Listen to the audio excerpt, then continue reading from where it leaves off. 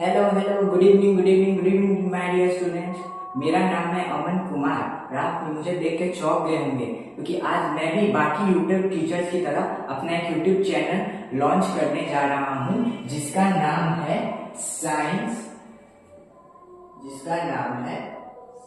Science legend.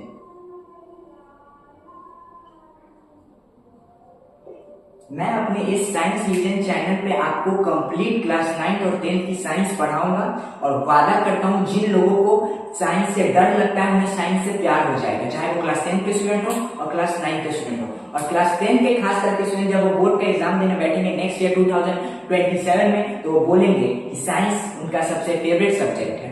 और मैं अपने बारे में आपको कुछ इंट्रोडक्शन दे दूं तो मैं बिहार का रहने वाला हूं और आज मैं अपना एक चैनल लॉन्च करने जा रहा हूँ। मैं बिहार के मुजफ्फरपुर में रहता हूँ और अपना चैनल लॉन्च करने जा रहा हूँ जिसका नाम है साइंस लीजेंड। यहाँ पे मैं आपको कंप्लीट 9 तक की साइंस पढ़ाऊंगा और आज मैं क्लास 10 का वीडियो बना रहा हूँ जिसमें पहला चैप्टर है हम लोग का चैप्टर 5 साइंस क्लास 10 का बायोलॉजी का लाइफ प्रोसेस, जो कि बच्चों को बहुत ज्यादा भारी चैप्टर लगता है और काफी हाई वेटेज चैप्टर है। इससे बोर्ड्स में साइंस के बायोलॉजी के क्वेश्चन में 8 नंबर का क्वेश्चन होता है।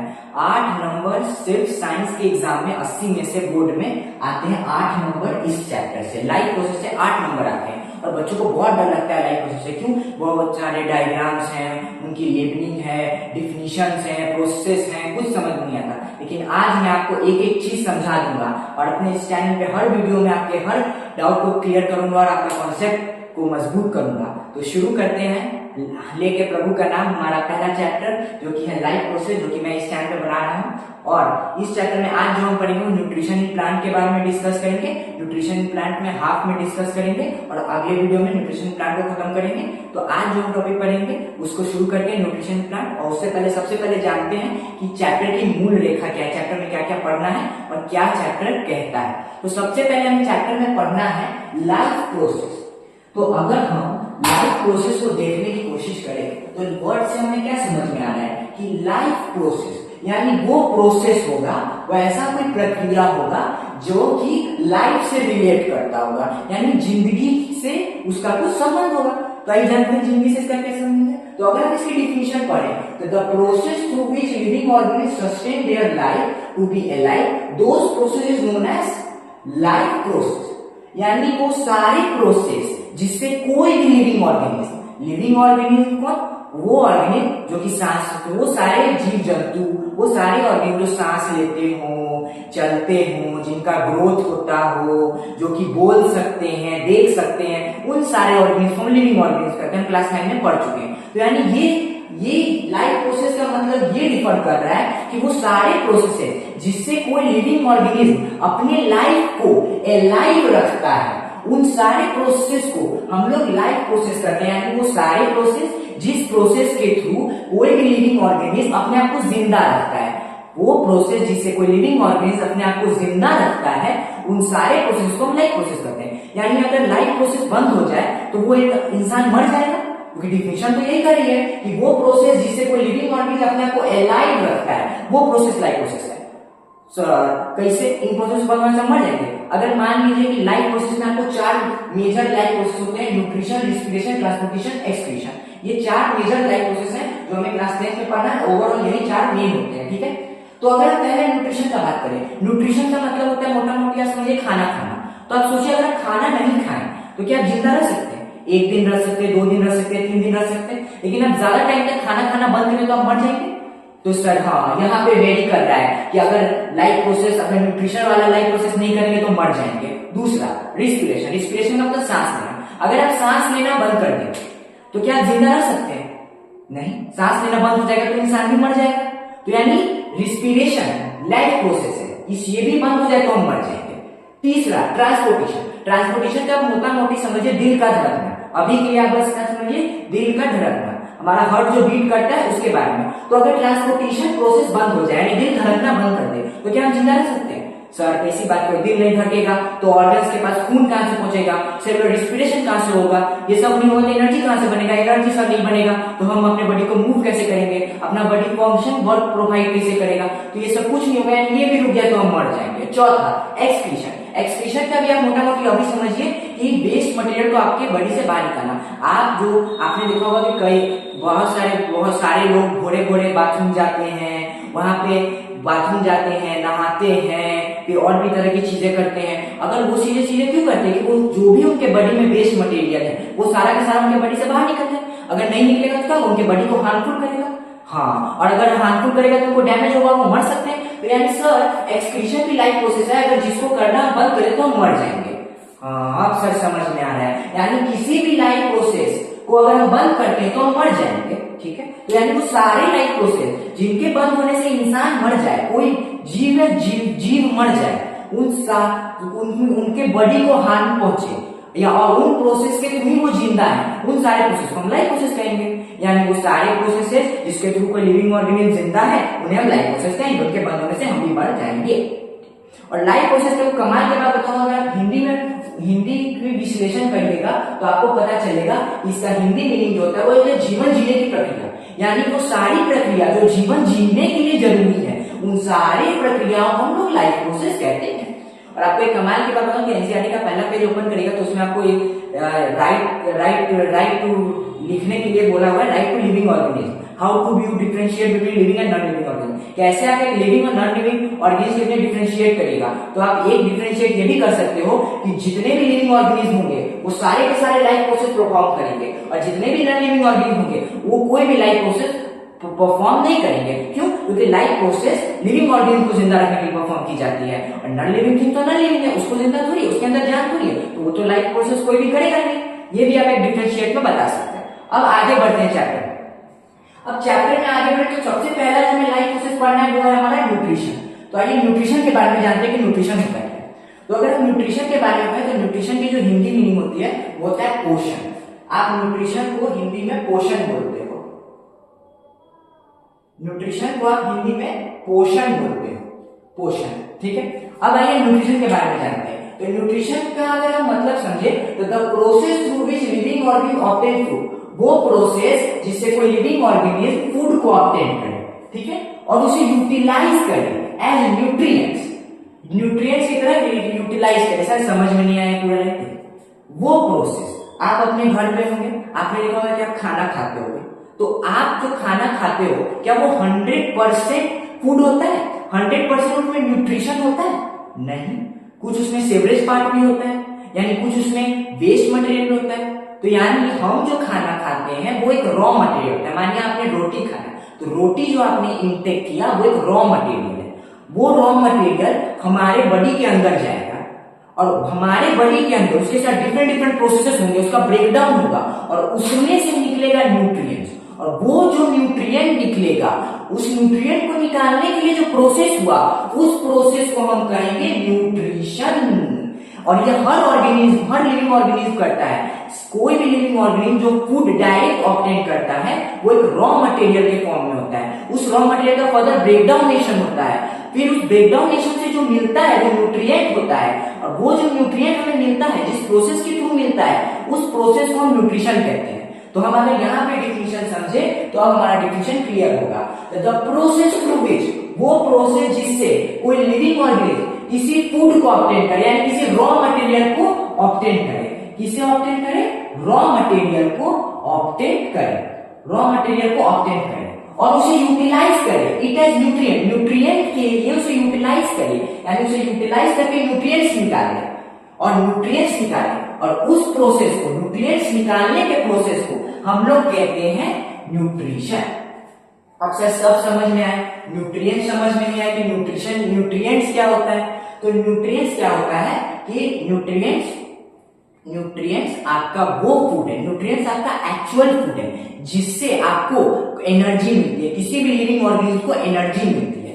और मेजरली 4 प्रकार के न्यूट्रिएंट्स होते हैं, फैट्स, कार्बोहाइड्रेट, प्रोटीन, विटामिन। आपने अपने घर में काफी सुना होगा कि इन अंकल का तो फैट बढ़ा हुआ है, इसमें तुम में प्रोटीन की कमी है, तुम थोड़ा प्रोटीन वाले फूड खाओ, तुम्हें कार्बोहाइड्रेट की कमी है, चीनी में बहुत ज्यादा कार्बोहाइड्रेट होता है। आपने ये सब अपने घर पे सुना होगा। तो ये कॉमन न्यूट्रिएंट्स हैं और मेजर न्यूट्रिएंट्स हैं।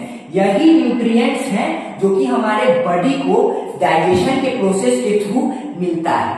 इस प्रोसेस न्यूट्रिशन से जो न्यूट्रिएंट्स हमारे बॉडी को मिलता है, किसी भी लिविंग ऑर्गेनिज्म को मिलता है, वो मेजर यही चार है, फैट्स, कार्बोहाइड्रेट, प्रोटीन, विटामिन। अब से चलिए न्यूट्रिएंट्स भी समझ में आ गया। अब हमें क्योंकि न्यूट्रिशन पढ़ना है, पहले लाइफ प्रोसेस हम समझे, ठीक है, जीवन जीने की प्रक्रिया है, वो प्रोसेस जिससे कोई लिविंग ऑर्गेनिज्म अपने आप को जिंदा रखता है, उन सारे प्रोसेस को हम लाइफ प्रोसेस बोलते हैं। चार लाइफ प्रोसेस है, न्यूट्रिशन, रिस्पिरेशन, ट्रांसपोर्टेशन, एक्सक्रीशन, ठीक है सर। अब हमें न्यूट्रिशन पढ़ना है, न्यूट्रिशन का मतलब सर पोषण होता है। अब न्यूट्रिशन क्या है? न्यूट्रिशन वो प्रोसेस है जिससे कोई लिविंग ऑर्गेनिज्म न्यूट्रिएंट्स को ऑब्टेन करता है, ठीक है सर। अब न्यूट्रिएंट्स क्या होता है सर? न्यूट्रिएंट्स मेजरली चार प्रकार के होते हैं, फैट्स, कार्बोहाइड्रेट, प्रोटीन, विटामिन। ये चार मेजर न्यूट्रिएंट्स हैं जो कि किसी भी लिविंग ऑर्गेनिज्म को काम आता है, ठीक है सर। अब हम पढ़ेंगे कि न्यूट्रिशन कितने प्रकार के होते हैं। न्यूट्रिशन कितने प्रकार के होते हैं? तो न्यूट्रिशन दो प्रकार के होते हैं। पहला न्यूट्रिशन होता है आपको ऑटोट्रॉपिक न्यूट्रिशन, दूसरा न्यूट्रिशन होता है आपको हेटेरोट्रॉपिक न्यूट्रिशन। ऑटोट्रॉपिक न्यूट्रिशन क्या होता है? वो न्यूट्रिशन, सीधा सा समझिए, जिसमें कोई लिविंग ऑर्गेनिज्म अपना खाना खुद से बनाए, उसे हम ऑटोट्रॉपिक न्यूट्रिशन कहेंगे। वो न्यूट्रिशन जिसमें कोई लिविंग ऑर्गेनिज्म अपना खाना खुद से नहीं बना सकता और ऑटोट्रॉपिक न्यूट्रिशन जो ऑर्गेनिज्म पे डिपेंड है, उसे हम लोग कहेंगे हेटेरोट्रॉपिक न्यूट्रिशन। आइए अब इसका डिफिनेशन समझते हैं। ऑटोट्रॉपिक, ऑटो वर्ड से आप समझ जाइए सेल्फ, सेल्फ मतलब खुद। ऑटोट्रॉपिक न्यूट्रिशन का मतलब क्या होता है? दोज मोड ऑफ न्यूट्रिशन, वो mode of nutrition in which living organism make their own food by using simple inorganic substance. यानी ये वो न्यूट्रिशन का मोड है जिसमें कोई भी लिविंग ऑर्गेनिज्म अपना खाना खुद से बनाता है, अपना खाना खुद से बनाता है। आपने अपने घर पे देखा होगा कि मान लीजिए आपके घर पे आपकी मम्मी है और आप हैं उनके बेटे, तो मम्मी क्या करती है? खाना बनाती है और आप क्या करते हो? खाना खाते हो। तो मम्मी कौन है कि जो खाना बनाती है?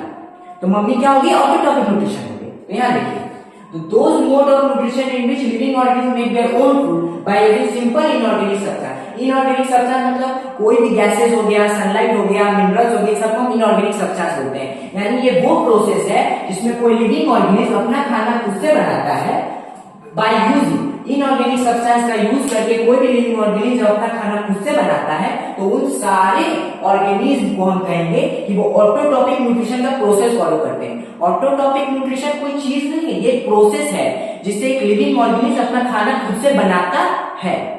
अब ऐसे कौन कौन से लिविंग ऑर्गेनिज्म होते हैं? तो ऐसे मेनली दो लिविंग ऑर्गेनिज्म होते हैं, एक होता है हमारा ग्रीन प्लांट और एक होता है हमारा एल्गी। और भी ऑर्गेनिज्म एक दो होते हैं, मगर मेजरली यही दो ऑर्गेनिज्म होते हैं जो अपना खाना खुद से बनाते हैं और जो ऑटोट्रॉपिक न्यूट्रिशन के अंदर आते हैं। दूसरा मोड ऑफ न्यूट्रिशन को अगर हम समझे तो दूसरा मोड ऑफ न्यूट्रिशन है हेटेरोट्रॉपिक न्यूट्रिशन। अब हेटेरोट्रॉपिक न्यूट्रिशन में क्या होता है? ये वो मोड ऑफ न्यूट्रिशन है जिसमें कोई लिविंग ऑर्गेनिज्म अपना खाना खुद से नहीं बना सकता ना, वो डिपेंड है किस पे? ऑटोट्रॉपिक न्यूट्रिशन पे। तो आइए इसको समझते हैं। दोज मोड ऑफ न्यूट्रिशन, वो न्यूट्रिशन का mode in which living organism not make their own food, living organism अपना खाना खुद से नहीं बना सकते, एंड डिपेंडेंट, और डिपेंडेंट है किस पे? डिपेंडेंट है किस पे? Dependent on autotrophic organism, autotrophic organism पे डिपेंडेंट है। और this type of nutrition is known as heterotrophic nutrition. यानी हेटेरोट्रॉपिक न्यूट्रिशन को कौन से ऑर्गेनिज्म फॉलो करते हैं? वो ऑर्गेनिज्म फॉलो करते हैं जो कि अपना खाना खुद से नहीं बना सकते और डिपेंडेंट हो, भाई खुद से खाना नहीं बना सकते तो किसी ना किसी पे तो डिपेंड होंगे। तो वो किस पे डिपेंड होते हैं? वो डिपेंड होते हैं ऑटोट्रॉपिक ऑर्गेनिज्म पे। ऑटोट्रॉपिक ऑर्गेनिज्म कौन? जो अपना खाना खुद से बना सकते हैं। और ऐसे मोड ऑफ न्यूट्रिशन को हम लोग कहते हैं हेटेरोट्रॉपिक न्यूट्रिशन। और ऐसे कौन से ऑर्गेनिज्म होते हैं? एनिमल्स और एमोइबा। अब आप समझोगे सर एनिमल्स होते हैं तो ह्यूमंस नहीं होते क्या? अरे बुढ़ा, एनिमल्स जो होते हैं उन्हीं की एक स्पीसीज है ह्यूमन। ह्यूमंस कहां से निकले हैं? आपने दादा सुना होगा कि हमारे पूर्वज बंदर थे, तो बंदर क्या थे? बंदर एनिमल है ना थे। तो हम लोग का कोई अलग किंगडम नहीं है, हम लोग एनिमल्स से ही निकल के आए हैं। इसलिए मैंने यहाँ पे लिखा एनिमल्स और एमोइबा। ये ऐसे दो ऑर्गेनिज्म हैं जो कि अपना खाना खुद से नहीं बना सकते। और ऐसे और भी बहुत सारे ऑर्गेनिज्म जो अपना खाना खुद से बना सकते हैं, लेकिन यही दो मेजर एग्जांपल है जिनसे आपको समझना है। तो अब चलिए अच्छे से समझते हैं कि ऑटोट्रॉपिक और हेटेरोट्रॉपिक न्यूट्रिशन होता है क्या। ऑटोट्रॉपिक और न्यूट्रिशन से आपको मैं एग्जांपल समझना। मान लीजिए आपके घर पे आपकी मम्मी होगी और मेजरली जो घर होते हैं मम्मी खाना बनाती है और बाकी सदस्य होंगे घर के। तो आप समझिए कि मम्मी खाना बना रही है, तो मम्मी खुद से खाना बनाएगी और बाकी घर के लोग खाना खा रहे हैं। तो जो बाकी घर के लोग खाना खा रहे हैं वो क्या हुए, वो हुए हेटेरोटॉपिक न्यूट्रिशन, क्योंकि वो खुद से खाना नहीं बना सकते, वो पूरी तरह अपनी मम्मी पे डिपेंडेंट है। अगर मम्मी खाना नहीं बनाएंगे तो वो अपना खाना नहीं खा पाएंगे।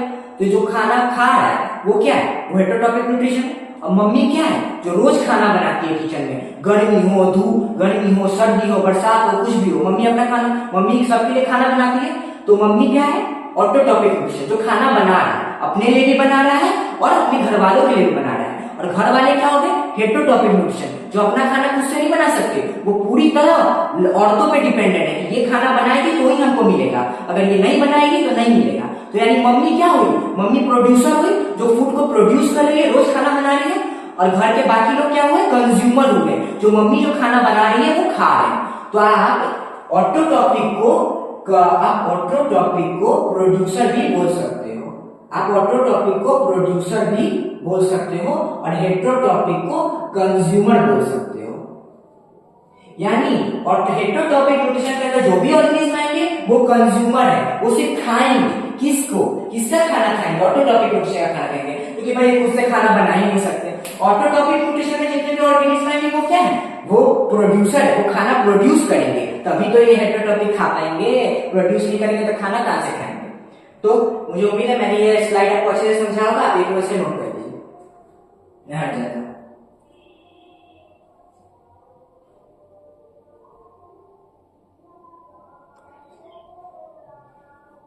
मुझे उम्मीद आपने लिख लिया होगा, हम इसे मिटाते हैं।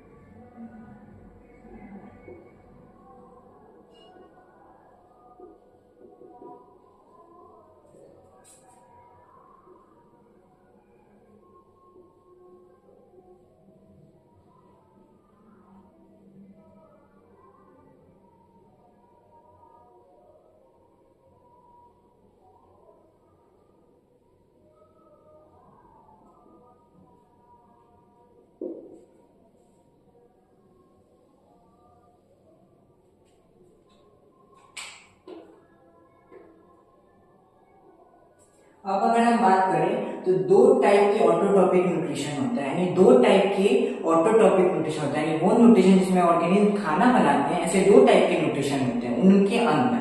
अब ऐसे कौन से दो टाइप के न्यूट्रिशन होते हैं ऑटोट्रॉपिक में?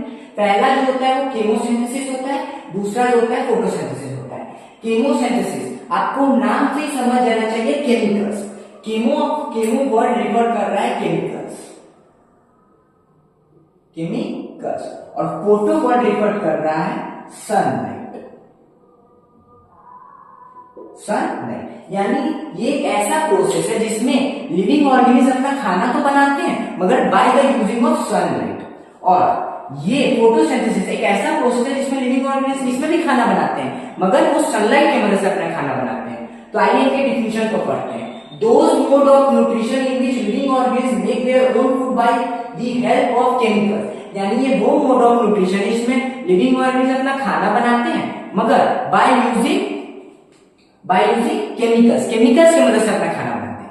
दूसरा, और ऐसे कौन से ऑर्गेनिज्म होते हैं? सर्वर पर्पल बैक्टीरिया, ये एक ऑर्गेनिज्म है जो कि केमिकल्स की मदद से अपना खाना बनाता है। और ये यही आपका एग्जाम्पल क्लास 10 के साइंस बुक में है, तो आपको इसमें डीपली नहीं पढ़ना। दूसरा, अगर हम फोटोसिंथेसिस का बात करें तो ये वो मोड ऑफ न्यूट्रिशन है, the mode of nutrition in which green plants, living organism में ग्रीन प्लांट्स, यहां पे होगा ग्रीन प्लांट्स, यहां पे होगा ग्रीन प्लांट्स।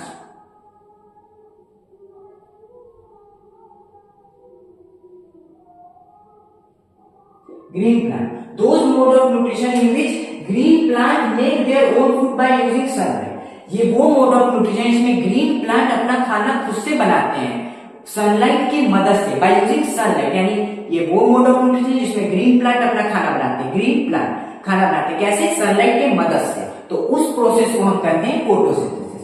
ग्रीन प्लांट इसका एक बेस्ट एग्जाम्पल है।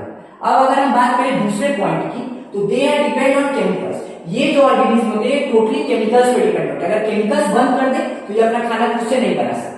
और फोटोसिंथेसिस यानी ग्रीन प्लांट्स जो होते हैं वो टोटली डिपेंड होते हैं सनलाइट पे। अगर इनका सनलाइट बंद कर दे, अगर सनलाइट इन्हें ना प्रोवाइड की जाए तो ये भी अपना खाना खुद से नहीं बना सकते। ये केमिकल्स पे डिपेंड है, ये सनलाइट पे डिपेंड है।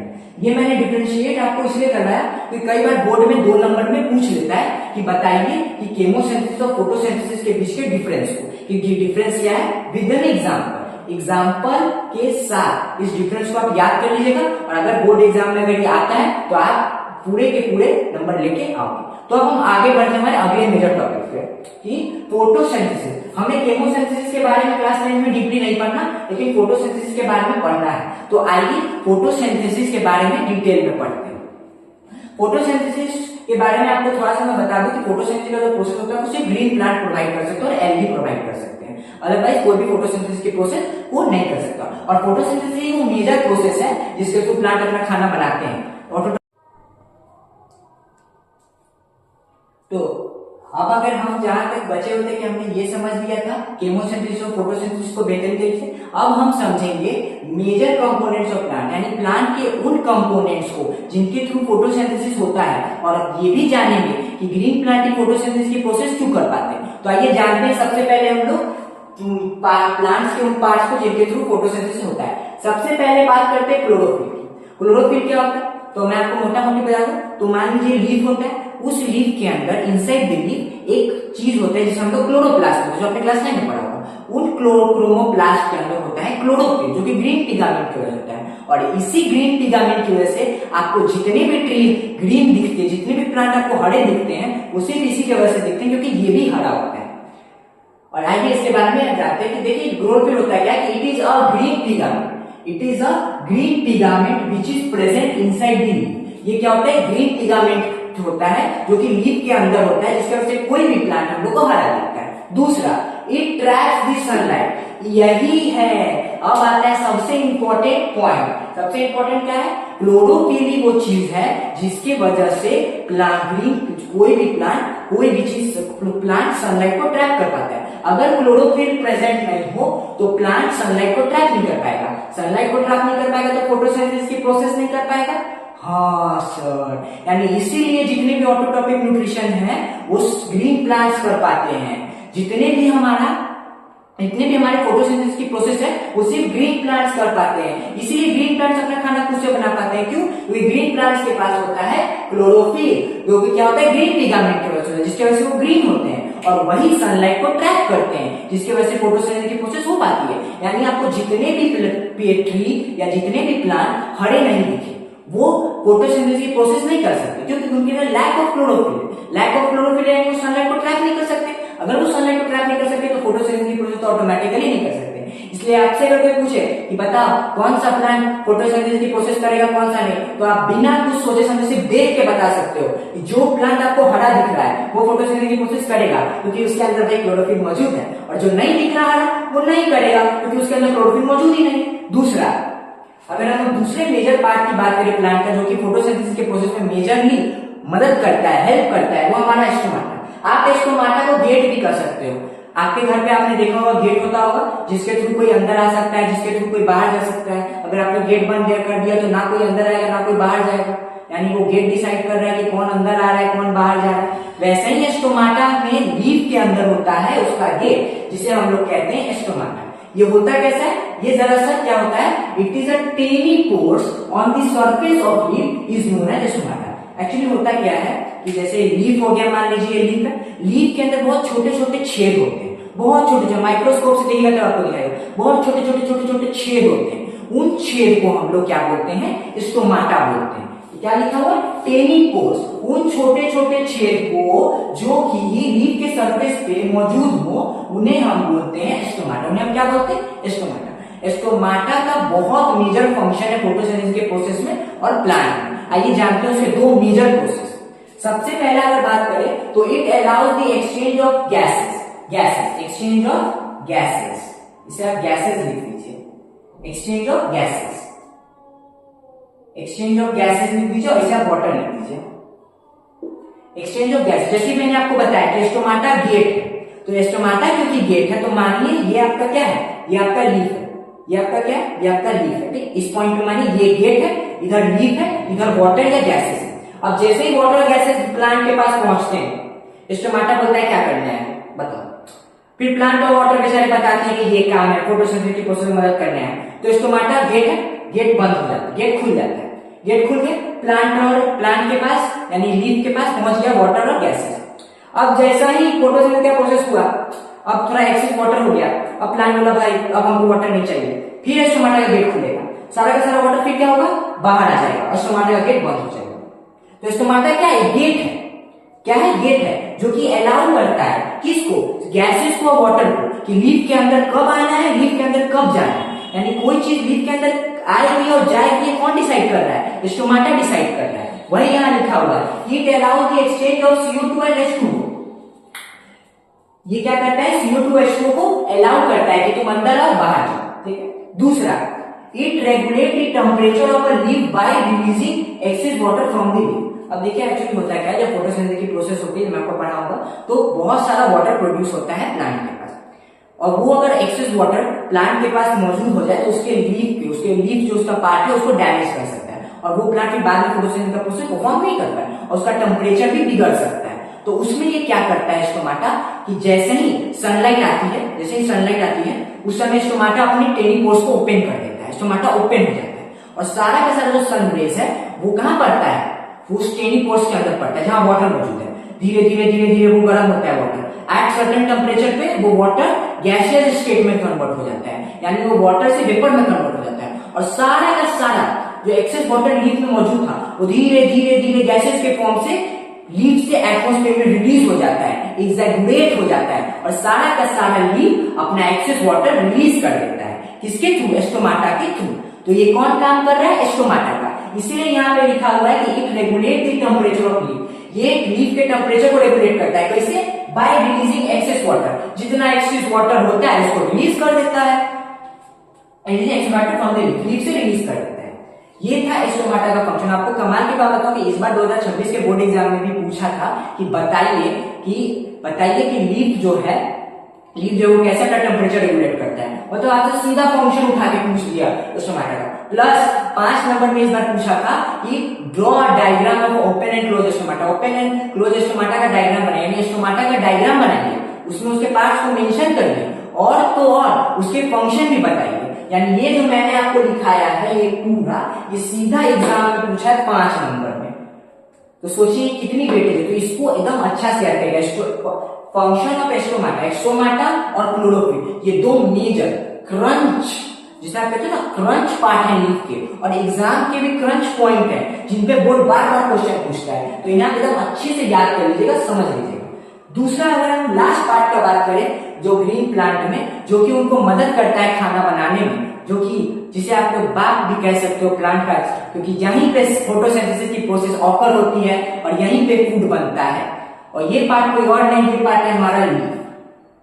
लीफ क्या होता है? आप सबने लीफ देखा होगा कि एक पत्ता होता है, आपको जिसमें आप पत्ते बोलते हो, लीफ को आप पत्ते बोल सकते हो। आपने देखा होगा लीफ एक पत्ता होता है जो कि तने स्टीम से अटैच होता है, उसमें वेन लाइक स्ट्रक्चर होता है, वेन लाइक स्ट्रक्चर, और उसका जो एक ऊपर का जो पार्ट होता है वो क्या, वो कैसा होता है? वो ब्लेड होता है, वो blade sharp blade like structure होता है।